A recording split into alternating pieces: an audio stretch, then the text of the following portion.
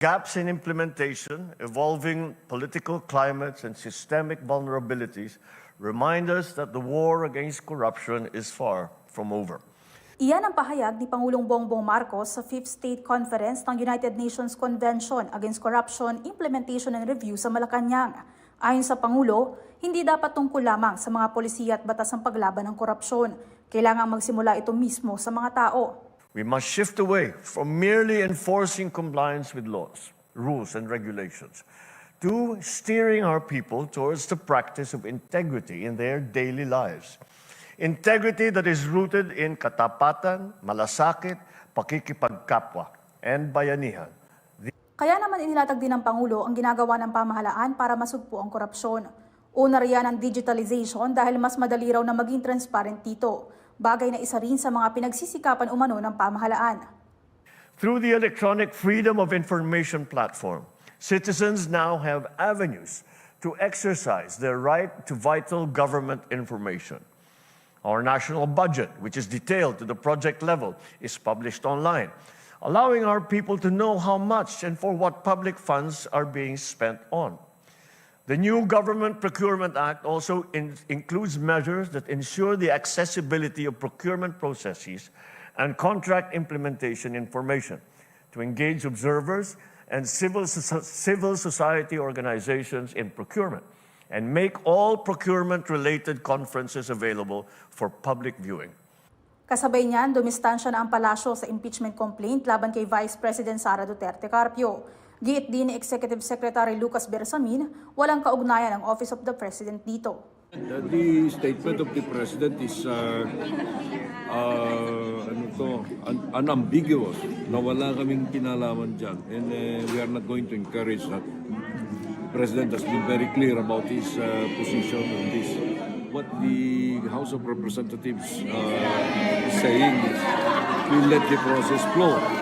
Kanina pa, kinumpirma ng Philippine Statistics Authority na walang record ng pinanganak, kinasal o namatay na Mary Grace Piatos sa Pilipinas.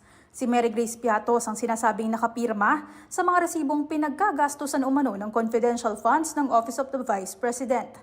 Pero naninindigan ng palasyo na nauna na rin mismong kinumpirma ni PBBM na hiniling niya mismo sa mga kongresistang huwag nang isulong ang impeachment laban kay VP Sara. Maaantala lang daw kasi nito ang trabaho ng gobyerno. Marami mang tumataas ang kilay sa paghahain ng impeachment complaint laban kay VP Sara, desidido pa rin ang mga nagsusulong nito. Ang tanong lang, madirinig pa ba ito ng Kongreso ngayong papalapit na ang Christmas break at ang eleksyon? Mobile Journal Julie Baiza po, hatid ang mukha ng balita. 2 linggo matapos ang magkakasunod na pagtama ng bagyo sa bansa, mas lalo pang naramdaman ang epekto nito sa kinukulang na supply ng isda. Dagdag pa ang ipinatutupad na fishing ban ngayong panahon ng closed fishing season. Paliwanag ng grupo ng mga mangingisda na pamalakaya, ginagawa taon-taon ang pagbabawal sa pagpalaot at paghuli ng mga isda. Karaniwang mga isdang tamban o sardinas, galunggong at matambaka ang bawal hulihin. Ginagawa natin yung closed season para makapangitlog yung mga isda para maging sustainable, no? Yung supply natin. Ang problema, paniguradong tataas ang demand ng food products gaya ng isda ngayong papalapit ang holiday season. Kaya aminado ang Department of Agriculture, umaasa tayo ngayon sa pag-aangkat ng isda sa ibang bansa. Nakapag-import na tayo, nakapag-issue na ng 30,000 metric tons sa paunang utos at ngayon ay posibleng madagdagan para masigurado natin pa yung supply, lalo na ngayon at close fishing season. Pero hiling ng grupong pamalakaya, sana ay hindi kasama sa fishing ban ang mga maliliit na mangingisda. Hindi naman daw kasi sila ang dahilan ng overfishing, kundi ang mga naglalakihang commercial fishing vessels. Dagdag pa ng grupo, hindi rin makatarungan ang pag-aproba ng DA sa karagdagang pag-angkat ng 8,000 metrikong toneladang isda. Paliwanag nila, sobra-sobra raw ito. Yung apat na magkakasunod na bagyo, 2,000 tonelada yung nawala, no, na hindi natin nahuli. Pero sabi nila dahil dito, kailangan natin mag-import 8,000 metriko tonelada. Anong bata yan? Kung losses lang naman para punuan, bakit kailangan lagpas-lagpas ng ating i-import? Maapektuhan daw nito ang kita ng mga maliliit na mangingisda dahil mapipilitan silang ibenta ang kanilang huli sa paluging presyo. Sa ngayon, sa kabila ng paunang importation ng galunggong nito lang Nobyembre, hindi pa rin bumababa ang presyo nito sa merkado. Ang presyong 260 kada kilo noong Oktubre, ganyan pa rin ang presyo hanggang pagpasok ng buwan ng Disyembre. Nakatakda namang dumating sa buwan ng Enero ng susunod na taon ang higit 8,000 metric tons ng imported na isda. Ang tanong, ngayong magpapasko na, kumusta kaya ang magiging presyo nito? Mobile journalist Francis Orso po, hatid ang mukha ng balita. Ang 22-year-old na si Jopel Bato-Bato, gumagawa ng mga laruan at figurines gamit ang mga discarded slipper.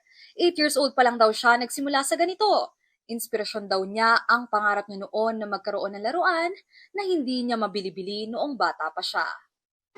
Bali, ang inspirasyon ko po, ang pamilya ko po. Kasi sila po yung inspirasyon ko sa lahat. Pero dahil tapos nga po kami sa pera, wala po kami pambiling laruan. Napag-isipan ko po na bumuo ng laruan na sa lumang tsinelas. Simple lang naman daw para kay Jopel ang paggawa nito. Kumuha lang ng mga pinaglumaang tsinelas at walis tingting, saka gupitin at pagtagpi-tagpiin para makalikha ng obra. At naibebenta niya ang mga laruang ito sa halagang 50 hanggang 350 pesos. Pero aminado si Jopel, mukha mang simple ang kanyang negosyo, marami pa rin itong mga pagsubok. Para sa akin po, pinakamahirap sa paggawa ng laruan, isa pong dahilan yung wala po tayong pera. Kasi minsan, naghahanap po ako ng tsinelas sa mga basurahan. Wala po akong makita.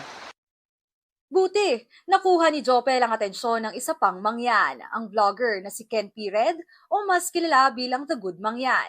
Naisipan siyang tulungan ito para mas mapadali ang pagpapadala sa mga customers niya sa labas ng Oriental Mindoro. Naniniwala kasi si Ken na malayo ang mararating ni Jopel basta't may sapat na mapagkukunan ng maramihang orders. At tiwala rin siya na lahat ng mga artist ay nararapat lang na mabigyan ng recognition. Ipagpatuloy lang nila kasi balang araw, hindi man sila mapansin ngayon, darating din yung panahon na makikita at mapapansin din yung mga obra nila. Para kay Jopel, hindi masama ang mangarap. Haluan mo lang ito ng tiyaga at creativity, dadating din ang araw na maaabot mo ang tagumpay. Mobile journalist Amy Atienza po, hatid ang mukha ng balita.